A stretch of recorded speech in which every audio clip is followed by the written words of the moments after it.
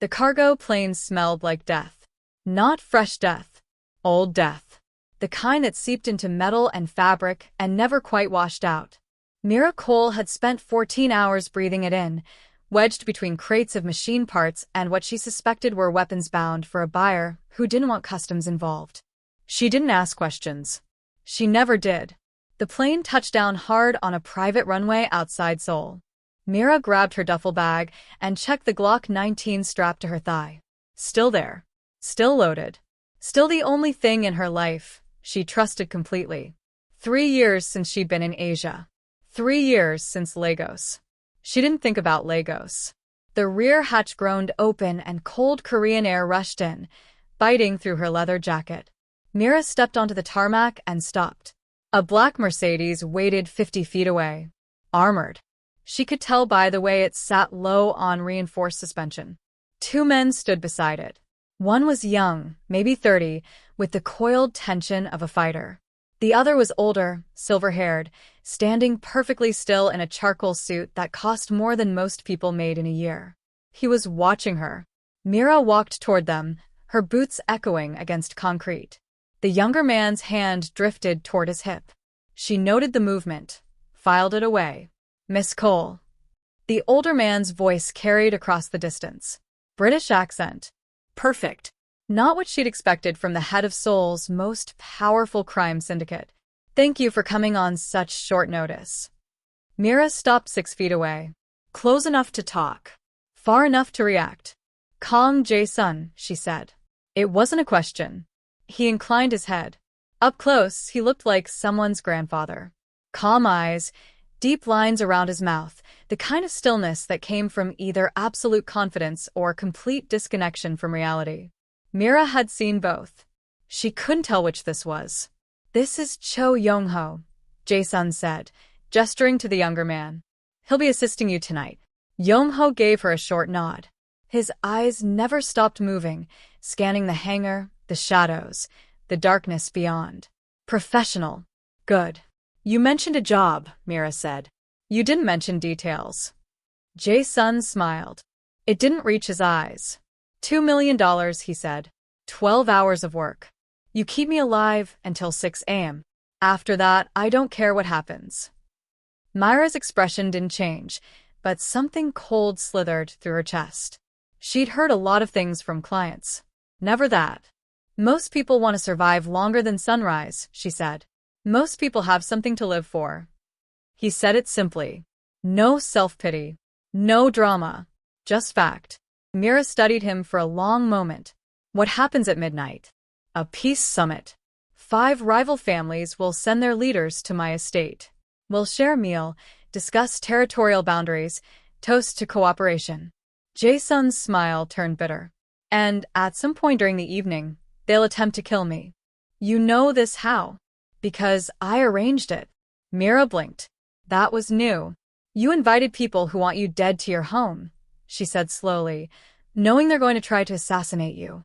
"Yes." "Why?" Jae-sun's eyes met hers. Something flickered in them. Pain, maybe. Or rage frozen, so cold it looked like calm. "Because I have unfinished business with them. And tonight is the only night all 5 will be in the same room." He checked his watch. An old Rolex, scratched and worn. "We should go. There's much to prepare." He turned toward the Mercedes. Young-ho moved to open the door, but hesitated. He glanced at Mira, then jerked his head toward the shadows beside the hangar. She followed. Away from his boss, Young-ho's composure cracked. Just slightly. Just enough for Mira to see the exhaustion underneath. 20 years, he said quietly. "I've worked for him 20 years. I've never seen him like this." "Like what?" "He stopped caring about living 6 months ago, when his daughter died." Mira's jaw tightened. "Daughter?" "Sumin car bomb. It was meant for him." Young-ho's voice was flat, but his hands were fists. He wasn't in the car. She was. "And these 5 families?" Young-ho looked at her. His eyes were dark, unreadable. "He thinks they were responsible. He's spent 6 months planning this summit." He paused. "He's not trying to survive tonight, Miss Cole. He's trying to finish something. I don't know what. But I know he's planning to die doing it. Mira was quiet for a moment. Why tell me? Because someone needs to keep him alive long enough for me to figure out what he's really planning. Yong-ho glanced back at the Mercedes. And because you're the first person he's hired in 20 years that I haven't vetted myself. He found you. He specifically requested you. I want to know why. So did Mira. She didn't have an answer. The drive to the Kang estate took 40 minutes through winding mountain roads. Mira sat in the back with Jae-sun. Yong-ho drove. Nobody spoke. Mira used the silence to study the car's interior. Reinforced doors. Bulletproof glass. Emergency oxygen supply under the seats. Whoever had designed this vehicle expected war. Her eyes drifted to the sun visor on the passenger side. A photograph was tucked into the edge. A young woman, maybe 25, laughing at something off-camera. She was sitting in what looked like a cafe, sunlight catching the shine of her dark hair. Beautiful. Happy. She had Jae-sun's eyes. Your daughter? Mira asked. The silence in the car thickened. Jae-sun didn't turn. Didn't move. But something in the air changed, like a temperature drop before a storm. Yes, he said finally. Nothing else. Yong-ho's hands tightened on the steering wheel. Mira, let it go. The estate gates appeared through the windshield. Massive iron things flanked by stone walls that stretched into darkness. Guards at the entrance. More guards beyond. Whatever was happening tonight, Jae-sun had prepared for war. Mira's phone buzzed. She frowned. She'd ditched her regular phone in Hong Kong. This one was a burner, activated 6 hours ago. Nobody had this number. She pulled it from her pocket. Blocked caller. A message with no words. Just a photograph. Mira's heart stopped. It was her. 12 years ago. She was wearing her army dress uniform, standing outside a base in South Korea. And next to her, his arm around her waist, smiling like the world was simple and good and full of promise, was a man she hadn't thought about in over a decade. David Park. She remembered everything about him. His laugh. The way he said her name. The morning she woke up and he was just gone, reassigned to some intelligence unit, and 3 weeks later they told her he was dead. Training accident. Body unrecoverable. She'd mourned him. Buried him in her heart. Moved on because that's what you did when the world took something from you. The second message came through. For words. Ask Kang Jae-sun what happened to David Park. Mira looked up. Jae-sun was watching her in the rear-view mirror. His expression hadn't changed. But something in his eyes had shifted. He knew. Whatever this was, whoever had sent that message, Jae-sun knew exactly why she was here. And he'd been waiting for her to find out. If you believe excellency in skills comes from devoted people, hit subscribe now. The Kang estate looked like something from another century. Traditional Korean architecture spread across the mountainside. Curved rooftops, dark timber, stone pathways winding through manicured gardens. Beautiful. Peaceful. A fortress disguised as a temple. Mira walked the perimeter with professional efficiency, noting guard positions, sight lines, choke points. 12 men on the outer wall. 8 more patrolling the gardens. Cameras every 40 feet. Motion sensors along the tree line. Jae-sun wasn't paranoid. He was prepared. But her mind wasn't on the security assessment. Her mind was 12 years in the past, standing on a military base in South Korea, watching a man with kind eyes and a crooked smile walk toward her across a parking lot. David Park. She'd met him during a joint exercise in 2012. He was Korean intelligence, assigned as a liaison to her unit. She was 24, still believing the world made sense, still thinking the good guys won, and the bad guys lost, and everything in between was just details. 6 months. That's all they'd had. 6 months of stolen nights and whispered conversations and plans for a future that never came. Then he was reassigned to some classified unit in Seoul. 2 weeks of silence. Then the notification. Training accident. Body unrecoverable. She'd mourned him. Buried him in the part of her heart where she kept dead things. And she'd moved on because that's what soldiers did. But she'd never forgotten. And now someone was telling her he hadn't died in 2012. Someone was telling her Kang Jae-sun knew something. The man was sitting in his study right now, sipping tea like he didn't have a target on his back and 47 armed killers about to walk through his gates. She needed answers. But first, she needed to survive the night. At 11 o'clock, the guests arrived. 5 black SUVs rolled through the estate gates in perfect formation. Mira watched from the second-floor balcony, counting bodies as they emerged. Each family had brought a security detail, 8 men each, plus drivers, plus the bosses themselves. 47 armed men entering the estate. She found Jae-sun in the main hall, adjusting his cufflinks like he was preparing for a charity gala instead of an assassination. 47, she said. Plus your 12 on the perimeter. That's 59 guns in a confined space with one target. You. Jae-sun didn't look up. Your point. This is suicide. Now he looked at her. That same calm smile. That same emptiness behind his eyes. Only if I intended to survive. Mira's jaw tightened. I'm not here to watch you die. No. You're here to keep me alive until 6 a.m. He straightened his jacket. What happens after that is my concern, not yours. He walked past her toward the dining hall. She wanted to grab him, shake him, demand answers about David Park and that photograph and why the hell he'd specifically requested her for this job. But the guests were arriving, and the clock was ticking. The formal dinner was a performance. Mira stood behind Jae-sun's chair, back to the wall, eyes never stopping.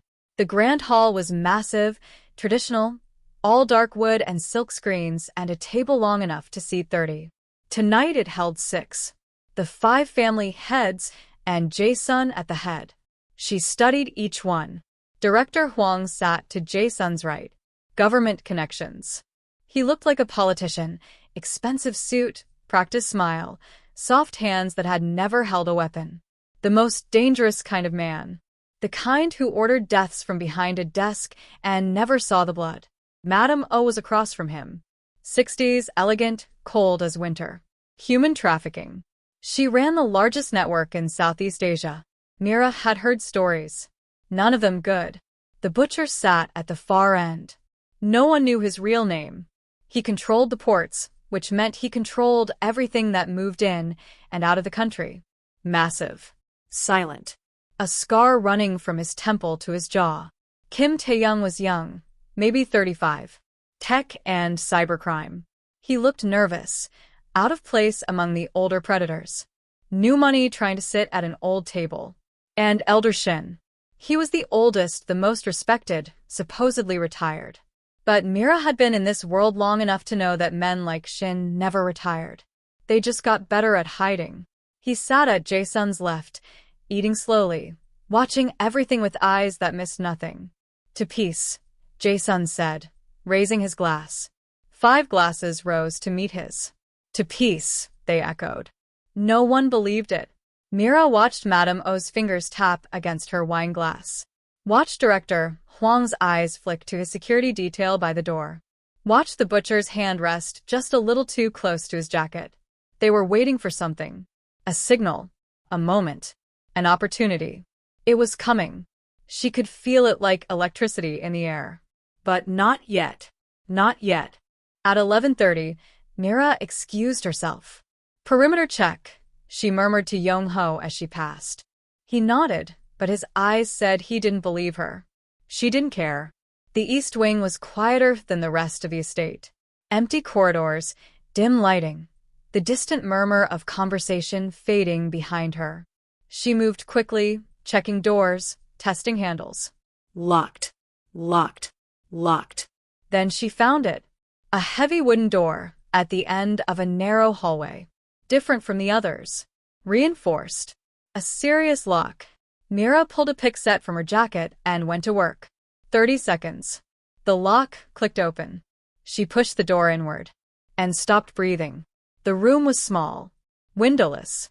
Every wall covered in photographs, documents, newspaper clippings.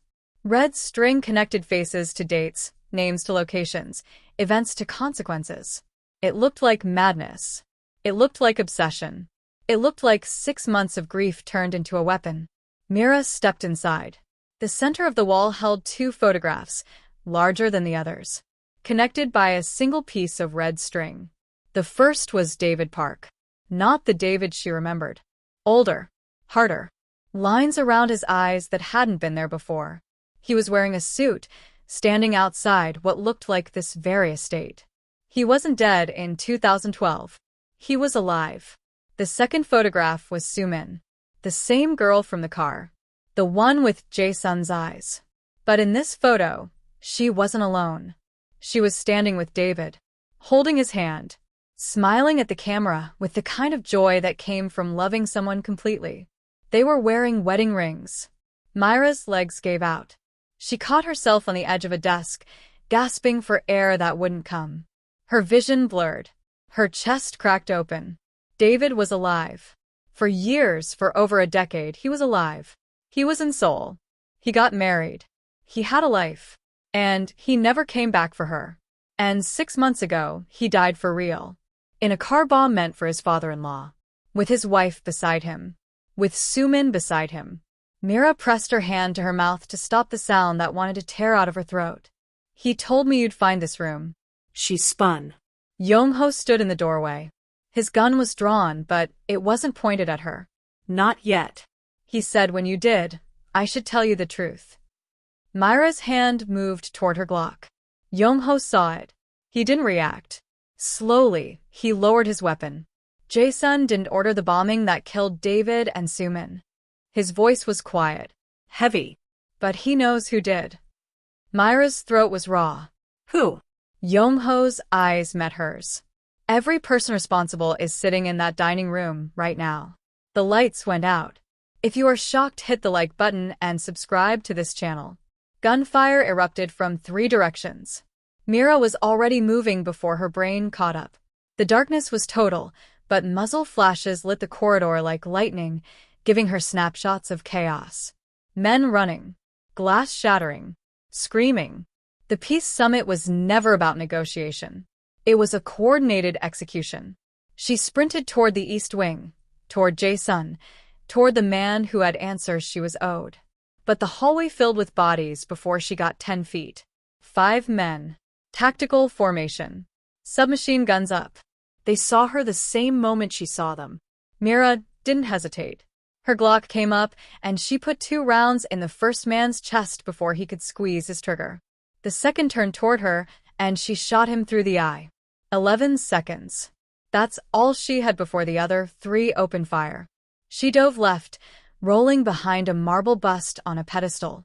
Bullets chewed into stone, spraying dust and fragments. She grabbed the bust with one hand and hurled it at the closest shooter. It caught him in the face, shattering his nose, dropping him. The 4th man swung his weapon toward her. She closed the distance before he could aim, ripping a knife from the fallen soldier's belt and driving it up through his jaw. He made a wet sound and crumpled. The 5th ran. She let him get 3 steps. Then she grabbed a silk curtain cord from the wall, looped it around his throat, and yanked him backward. His neck snapped against her shoulder. He dropped. 5 men.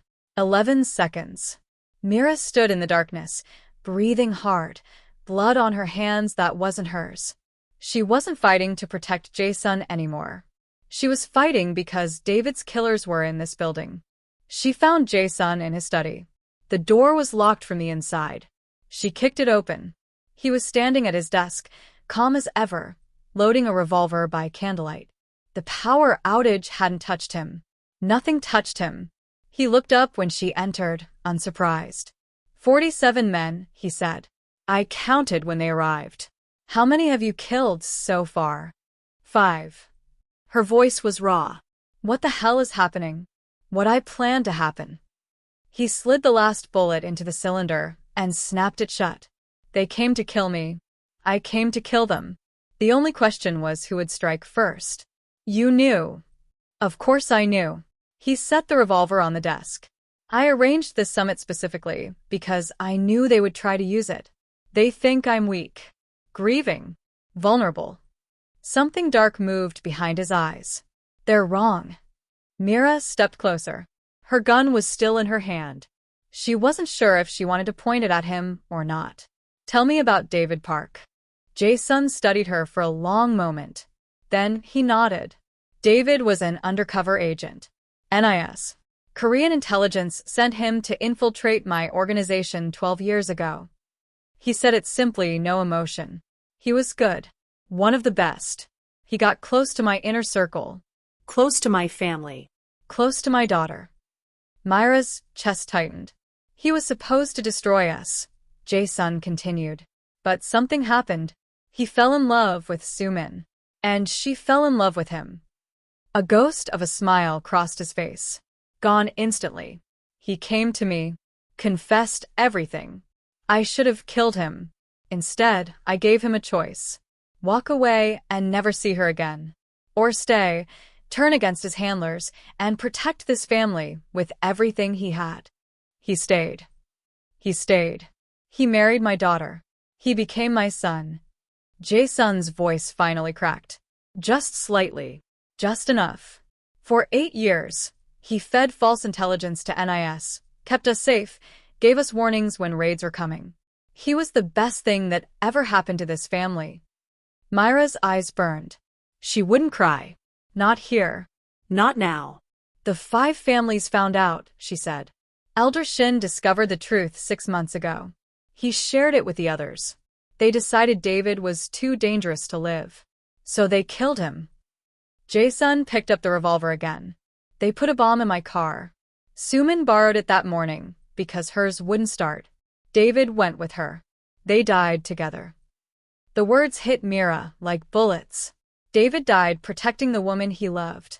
The family he'd chosen. The life he'd built without her. Why me? She whispered. Why did you hire me? Jae-sun met her eyes. Because David kept a letter in his desk. Sealed. To be opened if he died. He paused. It was about you. He never forgot you, Mira. He wanted me to find you if something happened to him. He said you were the only person who would understand. Gunfire exploded somewhere below them. Close. Jae-sun checked his watch. Every rival boss will die before dawn. I've planned this for 6 months. But I need to live long enough to do it myself. He looked at her. Keep me alive until 6 a.m. That's all I ask. After that, nothing matters. Mira stared at him. This broken man who had lost everything. This monster who had built an empire on blood. This father who wanted to avenge his daughter and the man who had become his son. Fine, she said. But when this is over, you're going to tell me everything. Every detail. Everything David never got to say. Jae-sun nodded.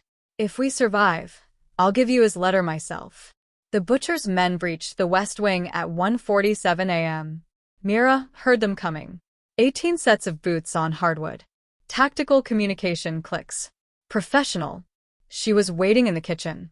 The first man through the door took a pot of boiling oil to the face. His screams brought 4 more rushing in. She dropped 2 with her Glock, grabbed a butcher's knife from the block, and opened the 3rd from hip to sternum. The 4th got a shot off. The bullet grazed her shoulder, burning like fire. She ignored it, drove the knife into his throat, and took his shotgun as he fell. More came. She stopped counting after 12. The kitchen became a slaughterhouse. Blood on the tiles, on the walls, on her hands and face. Bodies stacked against the industrial refrigerators. The shotgun ran empty. She used it as a club, caving in skulls, shattering bones.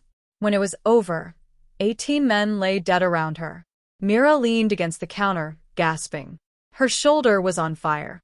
Blood soaked through her jacket. But she was still standing. The butcher's men were not. Yong-ho found her in the garden. He was bleeding from a gash on his forehead, limping badly. His gun was out, but his eyes were wild. The bosses, he gasped. They've retreated to the underground parking structure. They're trying to escape. Mira reloaded her Glock. Let them run. You don't understand. Yong-ho grabbed her arm. The parking structure is rigged. Explosives. Enough to bring down the whole estate. His voice broke. It's his final insurance. If they detonate, everyone dies. Including Jae-sun. Mira's blood went cold. He's going to kill himself. He's going to kill all of them. And himself. And anyone else in the blast radius. Yong-ho's grip tightened. You have to stop him. Please. He's not thinking clearly. The shot came from nowhere. One moment Yong-ho was talking. The next, blood was spraying from his throat, and he was falling against her, gurgling, drowning in his own blood. Sniper. Somewhere on the roof. Mira dropped behind a stone wall, pulling Yong-ho with her. But it was too late. His eyes were already glazing. His mouth moved, trying to form words. A name. He was trying to say a name. She couldn't understand it. He died in her arms, still trying to speak. The parking structure was underground.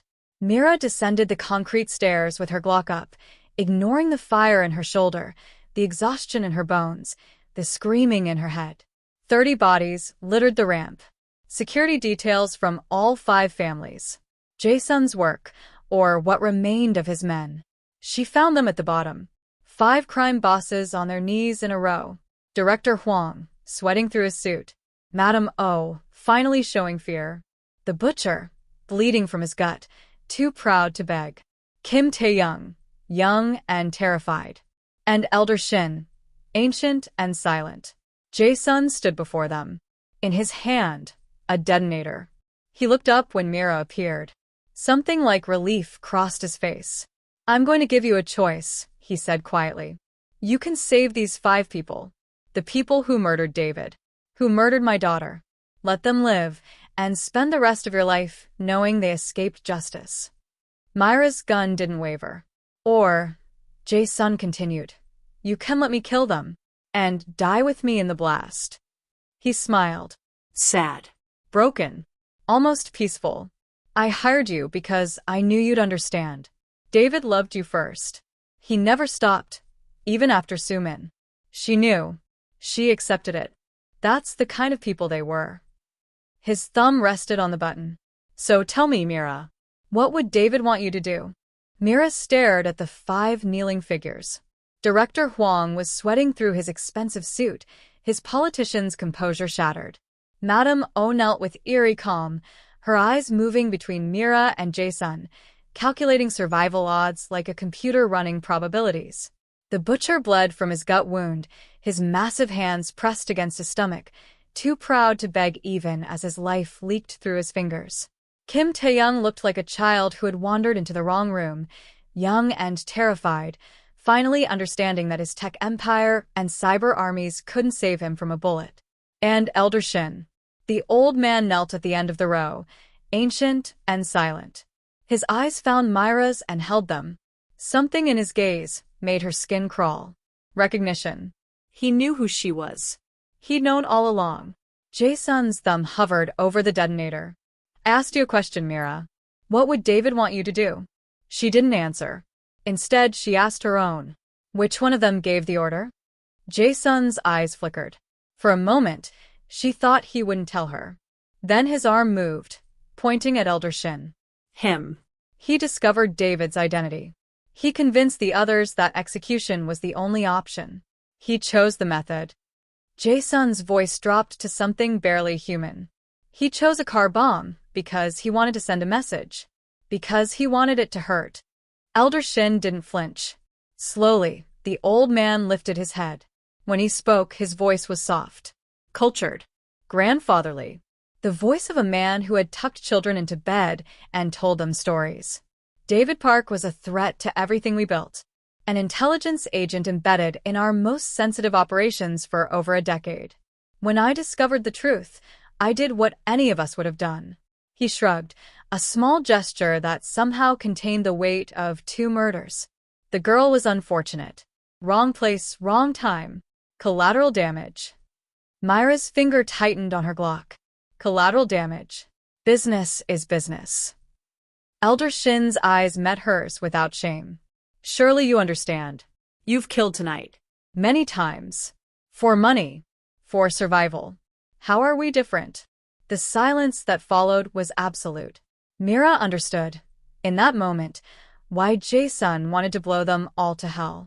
Why he was willing to die just to take this man with him. Some people didn't deserve trials or prisons or the slow machinery of justice. Some people deserved to burn. She walked toward Elder Shin. Everyone watched. The other bosses held their breath. Jae-sun's hand tightened on the detonator. They all expected her to pull the trigger, to paint the concrete with the old man's brains. She stopped in front of him, looked down at that ancient, remorseless face. Then she turned to Jae-sun.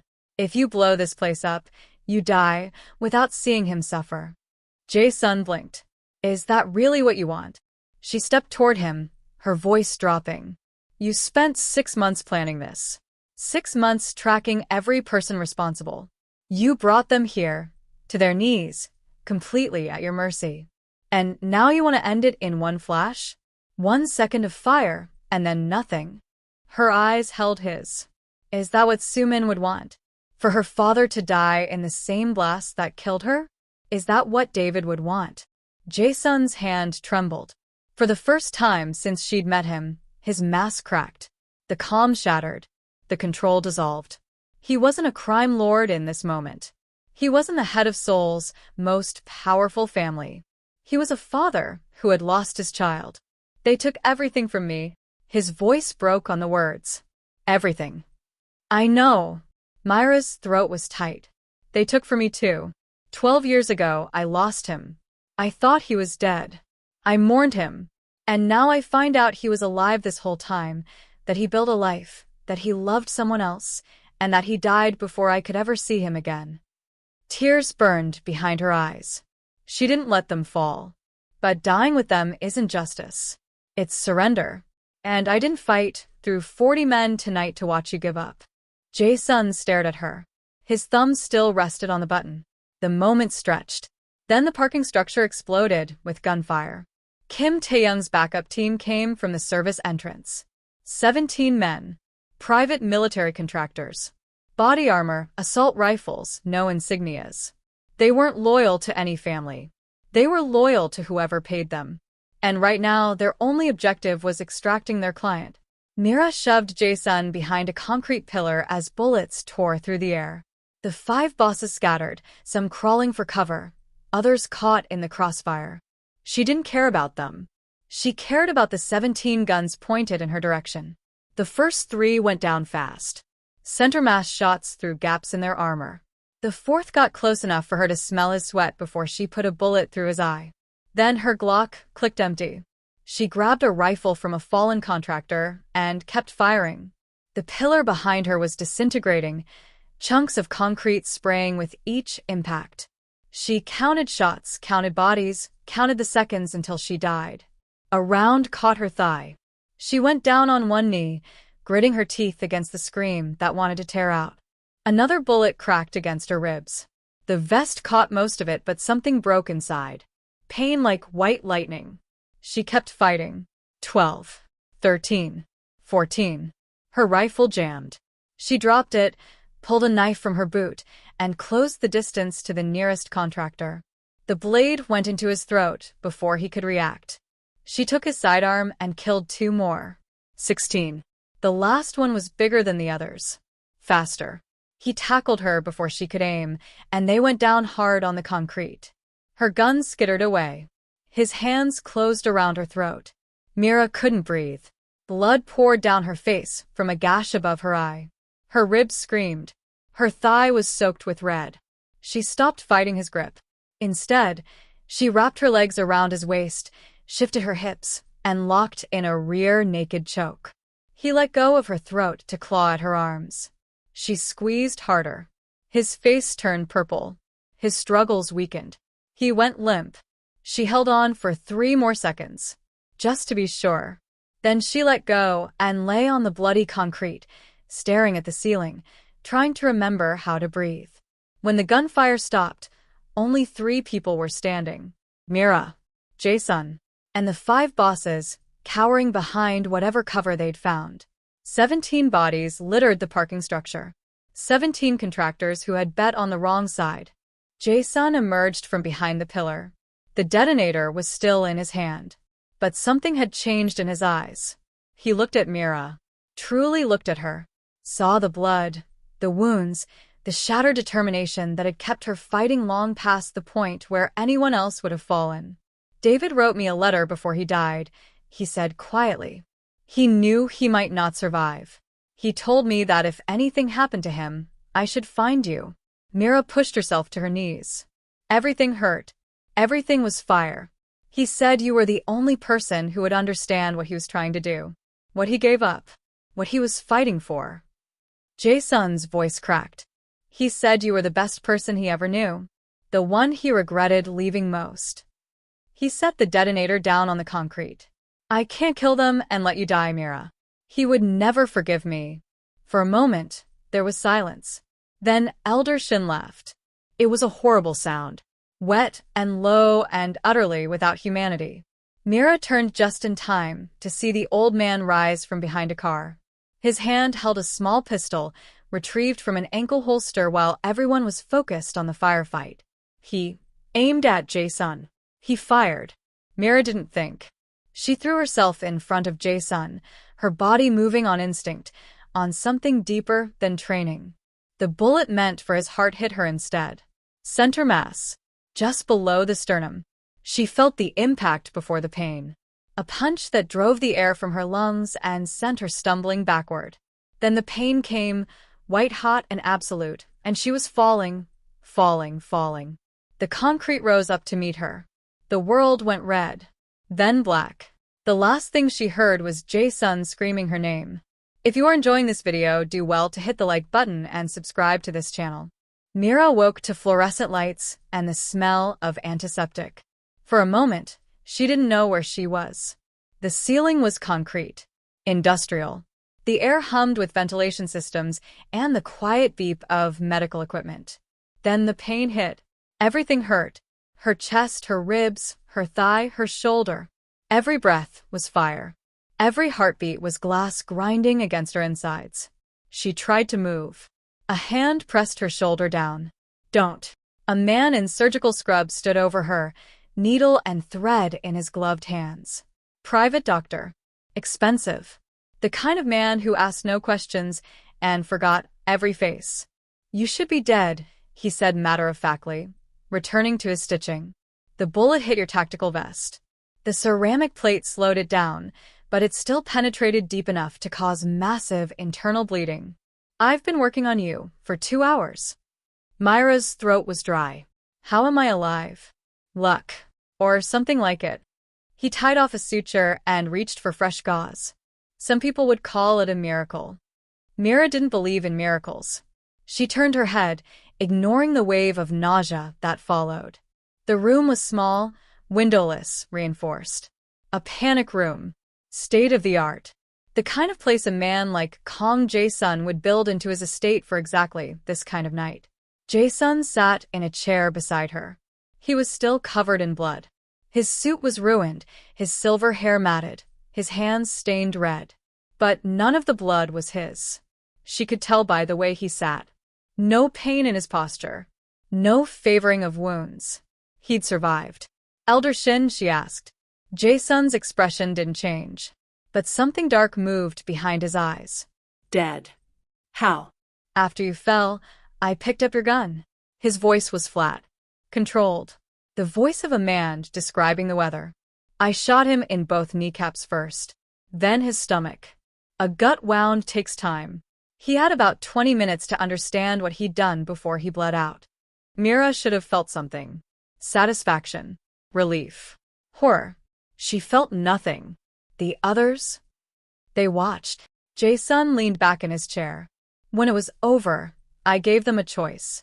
Swear loyalty to me and live. Or join Elder Shin. And they all knelt. A ghost of a smile crossed his face. Director Huang cried. Madam O didn't hesitate.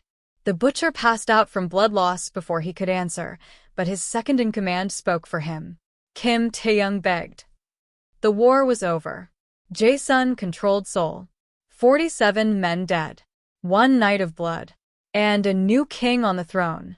Mira closed her eyes. There's something else, Jae-sun said quietly. She heard him move. Heard paper rustling. When she opened her eyes, he was holding an envelope. Old. Worn at the edges. The kind of wear that came from being handled many times, then put away, then handled again. On the front, in handwriting she would have recognized anywhere, were 4 words. For Mira, if I don't come home. Her heart stopped. He gave this to me 3 years ago, Jae-sun said. Asked me to keep it safe. Said if anything happened to him, I should find you and give it to you personally. He held it out. I think it's time. Mira's hands were shaking when she took it. She stared at her name in David's handwriting. The loops and angles she remembered from notes he'd left on her pillow, from grocery lists on the refrigerator, from the single birthday card he'd given her before he vanished. She opened the envelope. The letter inside was short. David never wasted words. Mira, if you're reading this, I'm gone. I'm sorry. I'm sorry for disappearing. I'm sorry for not explaining. I'm sorry for every day of the last 12 years that you thought I was dead. I never stopped loving you. I need you to know that. Whatever else this letter says, that's the part that matters most. You were my first love. My real love. The person I measured everyone else against. I found happiness again. Her name is Sumin. She knows about you. She understands. She's not jealous. She says the heart is big enough to hold more than one person, and she's right. We're expecting a baby. A girl. We're going to name her after my mother. But I'm scared, Mira. The work I do is dangerous. The people I protect are dangerous. And lately I've felt something coming. Something I might not survive. If you're reading this, it means someone is trying to hurt the people I love. My wife. My father-in-law. The family I chose.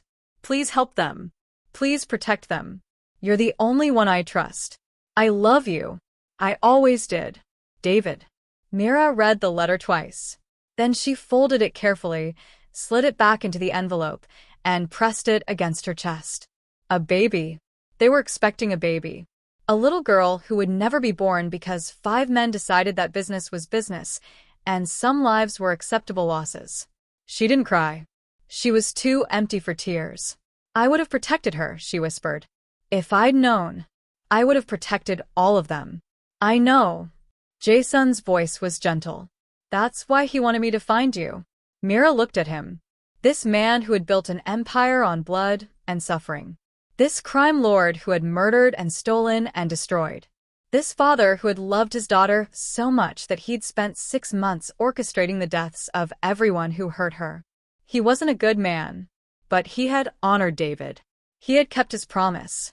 Stay, Jae-sun said. Not as a bodyguard. As family. He paused. It's what David would have wanted. Mira didn't answer.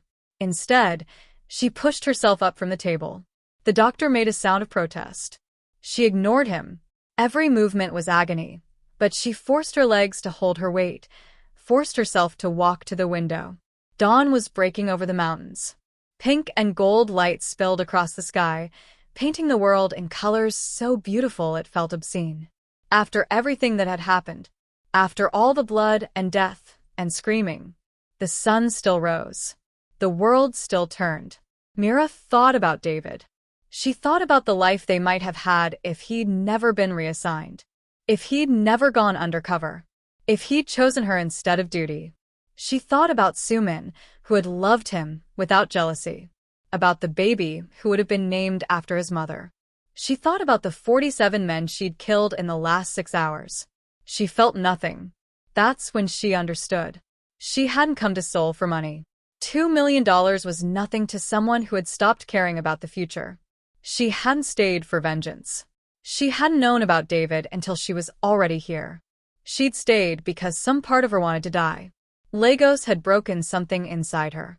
6 teammates dead because of her choice. 18 months of drinking herself to sleep.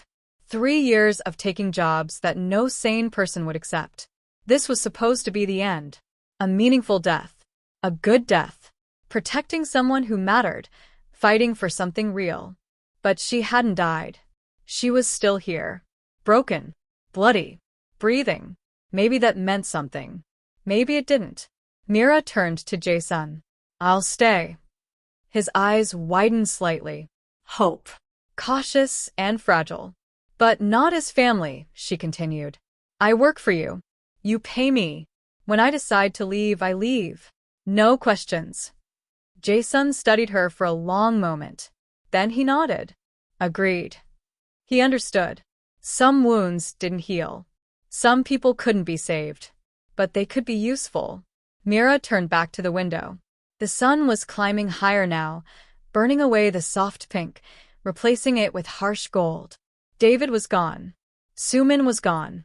The child they never got to meet was gone. But Mira was still here. She pulled out her phone. The text messages from the block number were still there. The photograph of her and David.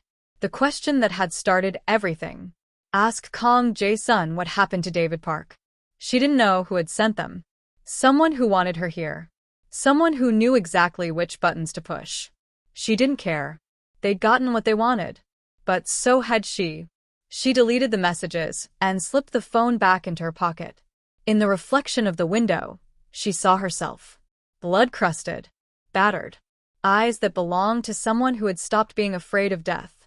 The sun cleared the mountains.